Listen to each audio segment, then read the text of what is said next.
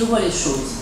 Et dans ces conditions, la restriction de la dépense publique a dominé, on l'a vu dans tous les domaines, on l'a vu par rapport au budget des collectivités locales, on l'a vu par rapport à la protection sociale, on l'a vu naturellement par une hausse de la fiscalité qui n'était pas toujours, c'est le moins qu'on puisse dire, bien centrée, bien frappée où il fallait, qui était d'ailleurs un peu erratique, qui allait dans tous les sens.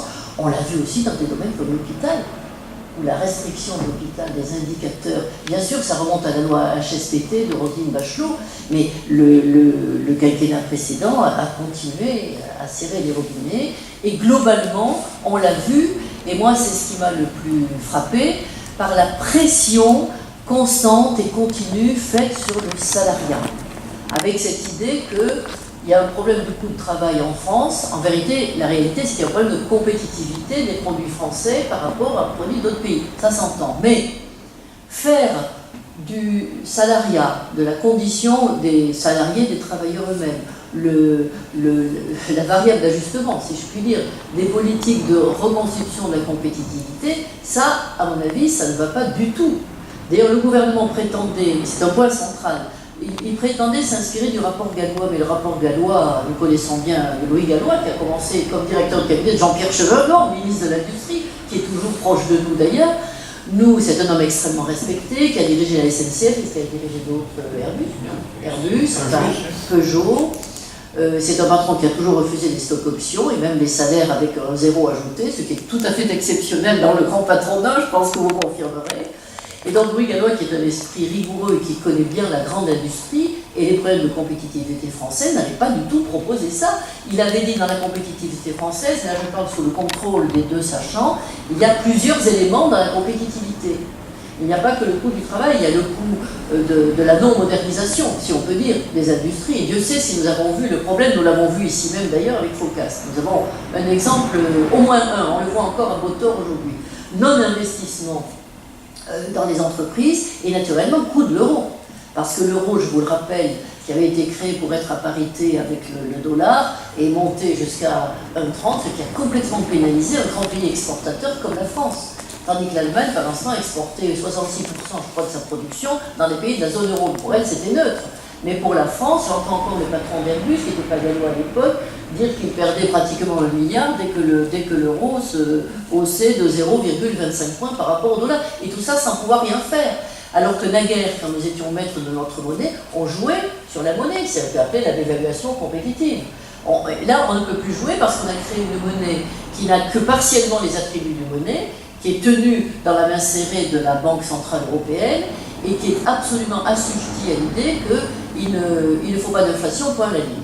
Voilà, c'est à peu près le nec plus ultra, avec des variations d'ailleurs, mais de ce qu'elle a fait. Donc, dans ce contexte, accepté à tort, selon moi, à tort par la France, le gouvernement s'était tiré une balle dans le pied. Comment pouvait-il reconstituer une prospérité, permettre aux investissements de se faire, alors qu'il avait pour seul objectif de réduire la dépense publique et d'arriver à cette fameuse règle des 3% du budget en déficit, règle qui, selon moi, et là je pourrais citer l'OFCE qui l'a souvent dit à l'époque, règle, il l'a répété, l'OFCE l'a répété pendant 5 ans, il n'est pas le seul à l'avoir dit, de grands économistes l'ont dit, règle qui n'a aucun sens. Dire que la France, puissance nucléaire, puissance dotée d'une forte protection sociale par rapport à d'autres pays, doit respecter la règle de 3% des déficits budgétaires comme des pays où dans lesquels le budget de la défense est quelquefois 4-5 fois moins élevé pour certains pays par rapport à leur budget général, pour ne citer que cela, ça n'avait en plus pas de sens, ça n'était pas intelligent. Donc personnellement, j'ai quand même beaucoup souffert pendant 5 ans de voir des politiques peu intelligentes, et j'ai souffert aussi, je le dis franchement, d'autre chose, c'est ce qu'on appelait les frondeurs, qui à un certain moment ont dit tout ça n'est pas possible. Je pense qu'ils n'allaient pas dans la bonne direction parce qu'eux non plus ne voulaient pas remettre en question la marche de l'Europe et la manière dont la France acceptait une Europe sous dictat de la Commission de Bruxelles, relayant elle-même la vision allemande de l'économie, ce qu'on appelait l'ordolibéralisme. Je pense que les frondeurs n'y mettaient pas du tout. Ils disaient ce que vous faites est mal parce qu'il ne faut pas peser sur les salariés. Bon, ça c'est juste, mais ils ne se demandaient pas pourquoi. Pour moi, c'est ça le fond de la question. C'est ça le fond du problème. Bon, donc je ne veux pas vous raser trop avec le point de vue, mais ça c'est le point de vue d'un simple député. Moi je suis juriste, je ne suis pas économiste, donc je connais la loi, je connais les institutions, je connais le rapport de la Constitution au traité et le rapport du traité à la loi. Ça c'est des choses que je connais bien. Et je dis que ce traité européen pouvait être renégocié, il pouvait l'être.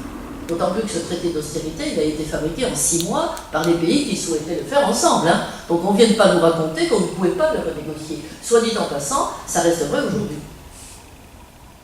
Ça reste vrai aujourd'hui.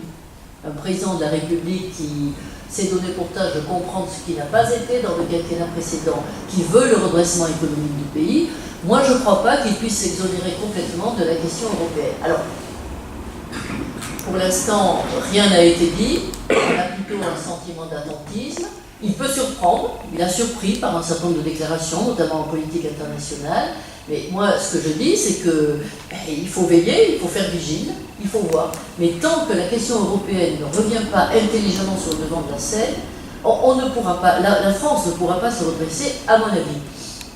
Quand je dis intelligemment, je veux dire par là que je vois bien que certains disent qu'il faut tout casser.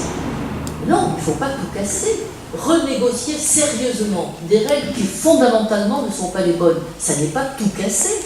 Or, dans la campagne électorale, il y a eu une volonté d'enfumage. On a dit ou c'est la fuite hors de l'Europe, ou alors on l'accepte telle qu'elle est en arrangeant un petit peu sur les bords. Or, arranger l'Europe un petit peu sur les bords, il y a 20 ans qu'on nous dit qu'on va le faire. On nous a dit une Europe des projets, une Europe plus sociale, une Europe qu'on va apprendre aux Français à aimer, et pendant ce temps, l'Europe continue au contraire à être de plus en plus la porte d'entrée des marchés financiers, car c'est ça la vérité. Donc entre le toute Europe, ce que j'appelle l'européisme de catéchisme pratiquement, et la sortie de l'Europe, il y a un boulevard pour un gouvernement responsable qui irait à la table de négociation, qui dirait la France, grand État européen, ne peut plus maintenant accepter un certain nombre de choses et elle demande que soit renégocié un certain nombre de règles. Alors, on a beaucoup parlé des travailleurs détachés pendant la campagne, parce que là, ça devient gênant. C'est tellement visible que je crois que tous les partis en ont parlé.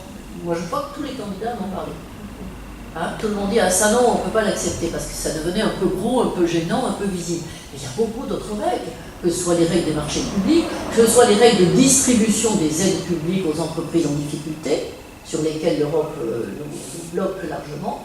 Tout ça mérite d'être renégocié un peu sérieusement pour mettre sur la table un traité qui serait un traité qui serait le pendant du TSCG, c'est-à-dire qui reviendrait sur le traité d'austérité, vous savez, le traité sur la stabilité, et là, je ne sais plus quoi encore, TSCG, on sait une croissance, il fallait mettre croissance pour faire rien, il n'y a pas de croissance là-dedans, on ne sait même plus ce que c'est traité, sur la stabilité, la gouvernance. La gouvernance, encore un mot qu'on pourrait interroger, soit dit en passant, parce qu'il est très connoté, voilà.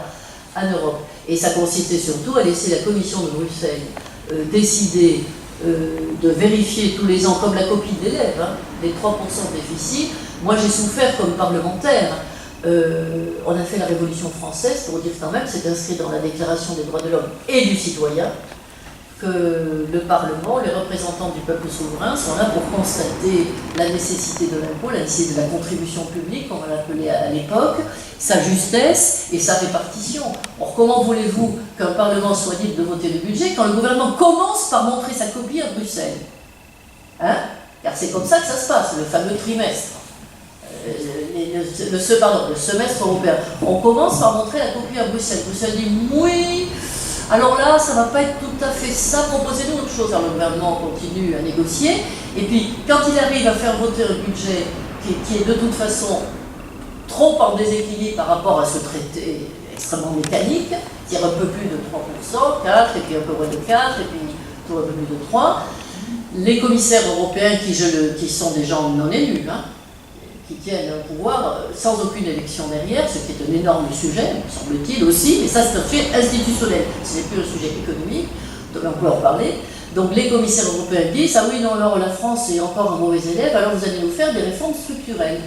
C'est un langage codé. La réforme structurelle, c'est une réforme toujours libérale. Vous avez remarqué que si on nationalise une industrie, ça n'est pas structurel. Pourquoi? Pour quelle raison? Le ministre Montebourg avait essayé d'aller un petit peu dans le sens en mobilisant l'Agence des participations de l'État, en prenant un décret qui nous prévenait des investissements étrangers, et il n'a pas eu le temps de le mettre en œuvre. C'était une politique volontariste, pourquoi ne pas dire que c'est une réforme structurelle? Ça porte bien sur les structures de l'économie et de la conduite de l'économie par l'État, pour ce qu'il en reste. Non, la réforme structurelle, c'est du langage codé, c'est toujours la réforme libérale. Et nous en avons eu un exemple. Le président Hollande, et tout ça se relie pour moi, maintenant que je relis ces 5 ans, je l'ai vu quand même à l'époque, mais je le vois plus clairement encore maintenant, il a dit, je vais vous faire des réformes de décentralisation magnifiques, je vais faire en France des grandes régions qui permettront de faire des économies. C'était ça, la réforme structurelle qui a été promise à la Commission de Bruxelles, parce que c'est un langage codé qui se tient derrière les caméras, hein, et derrière les parlementaires aussi, et quelquefois derrière les ministres. Et on dit, je vais vous faire une réforme structurelle, vous allez voir que la France avance vers le libéralisme, la France est un bon élève. Et c'est comme ça qu'on a fait cette réforme il était évident qu'elle ne pouvait pas apporter d'économie, et dont le seul effet, on le voit aujourd'hui, moi je l'ai dénoncé dans l'hémicycle, je ne l'ai pas voté, je l'ai dénoncé dans l'hémicycle, le seul effet c'est en réalité de raréfier encore plus la présence des services publics, et notamment des services publics de l'État, qui remontent, fermeture des perceptions, regroupement des brigades de gendarmerie, regroupement bien sûr des grands services de l'État vers les hauts, DRIR, DREAL, éducation nationale, etc. On remonte, on siphonne vers le haut. Et en même temps, on dit c'est moderne. Or, c'est une vision extrêmement mécanique des choses.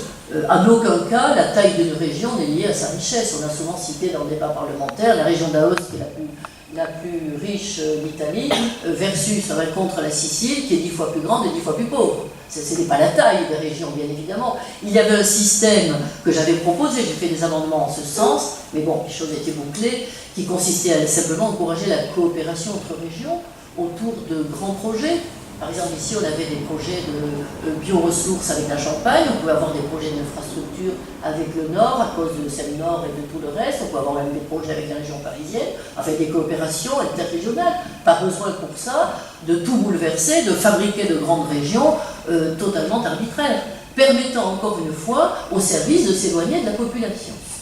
Et j'en finirai en disant qu'il ne faut pas s'étonner si le sentiment de délaissement qui a atteint ce territoire atteint un tel degré aujourd'hui, puisque des géographes, sociologues très savants nous ont expliqué que le vote Front National est lié à un sentiment de relégation, d'abandon et de délaissement. Il y a beaucoup de ça dans ce territoire. Et puisque nous sommes, vous le savez, le département en France qui a le plus voté pour Marine Le Pen avec le Pas-de-Calais, avant le Pas-de-Calais, qui a inversé les résultats de la présidentielle au deuxième tour, je crois qu'il est quand même temps de dire fermement quelque chose. Moi, je le dis depuis 5 ans, mais je l'ai dit, on peut lire tous mes billets sur mon blog, je l'ai dit je ne sais pas combien de fois, les deux grands partis qui se sont succédés au pouvoir en alternant, avec certes quelques différences, mais enfin, allez tous vers la même vision restrictive de l'économie, obsédés par la dépense publique, ne permettant pas de reconstituer une richesse suffisante pour permettre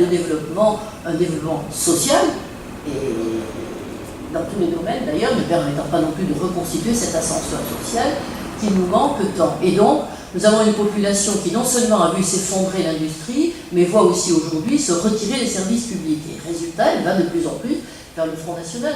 Tout ça ne nous étonne pas nous, puisqu'avec Jean-Pierre Chevènement, ça fait quand même 20 ans que nous analysons ces questions, 20 ans que nous sonnons l'alerte, 20 ans que nous tirons toutes les sonnettes, 20 ans que nous essayons de dire que ce n'est pas comme ça qu'il fallait avancer à l'Europe, ce n'est pas comme ça qu'il fallait faire les choses, et le résultat, quand on n'est pas entendu, eh bien, ce qui est en partie notre faute, sans doute, si on n'a pas été entendu, c'est un sujet d'organisation de partis politiques, de langage, de compréhension par les citoyens, chacun doit balayer devant sa porte, moi j'y suis prête pour l'avenir. Mais enfin, le fait est que nous avons souvent le regret de voir que nous sommes rejoints dans notre analyse par des gens qui, il y a 20 ans, disaient « Ah, vous vous trompez complètement », il y a 10 ans encore, et même il y a 5 ans. Et qui maintenant sont plutôt d'accord quand même avec ce que nous disons. C'est-à-dire que sans la souveraineté démocratique des peuples qui se mettent ensemble, sans des nations ouvertes, naturellement, la France est le pays des Lumières, c'est pas un pays frileux et refermé, sans des coopérations entre les nations, de grands projets de coopération, et surtout en évitant des règles uniformes qui ne font que casser les élans, les possibilités économiques de chaque pays, sans tout cela, on n'arrivera pas à reconstituer la prospérité en France. Et encore une fois, c'est un point capital. C'est là-dessus que je vais vous laisser la parole, en vous disant que vous êtes sur un territoire, Franck le sait, puisqu'on a déjà fait une réunion avec lui un jour, mais je le dis pour vous, Vous êtes sur un territoire, le Soissonnais, qui a perdu 40% d'emplois industriels entre 2001 et 2011. Hein, c'était un territoire où prospérait un certain nombre d'industries, en dernier lieu la métallurgie, enfin la soudure, la fonte, la métallurgie. Je pourrais décliner les différences entre les entreprises. C'est un territoire qui irriguait absolument. C'était la partie industrielle d'une Picardie dans laquelle l'Aisne était aussi le département industriel. Alors il y a de l'industrie à Cholet-Ternier, mais le Soissonnais était vraiment le grand bassin industriel de la Picardie.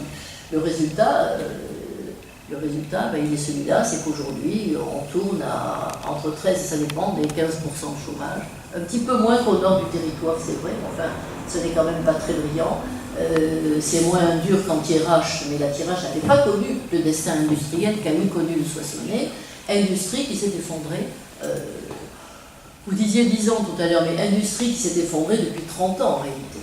Depuis 30 ans, avec encore une fois un défaitisme. Et lorsqu'on a retiré à l'État toutes les manettes, tous les leviers, ce qu'on avait appelé la délégation à l'aménagement du territoire, la DATAR, qui pouvait intervenir, distribuer des aides, à mener une politique volontariste, aider les entreprises à s'installer, depuis qu'on a cassé tous ces outils qu'on appelle l'État, les outils de l'État, eh bien, voilà le résultat.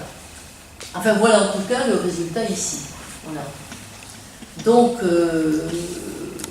moi je pense qu'il n'est pas question de baisser les bras, mais je vais vous demander à chacun d'entre vous, peut-être, une fois ce tableau fait, comment vous voyez cela, comment vous voyez les choses, et puis on essaiera de finir en regardant un petit peu quelle transition économique serait quand même possible ici chez nous. Quel est le premier à intervenir? Je vais intervenir sur le constat. Merci beaucoup de votre présence. Donc peut-être, effectivement, Marie-Françoise a insisté, ce chiffre est assez quand même troublant, plus que troublant d'ailleurs, 40% de perte d'emplois industriels depuis 2001. Il faut savoir qu'au niveau national, on retrouve cette tendance-là.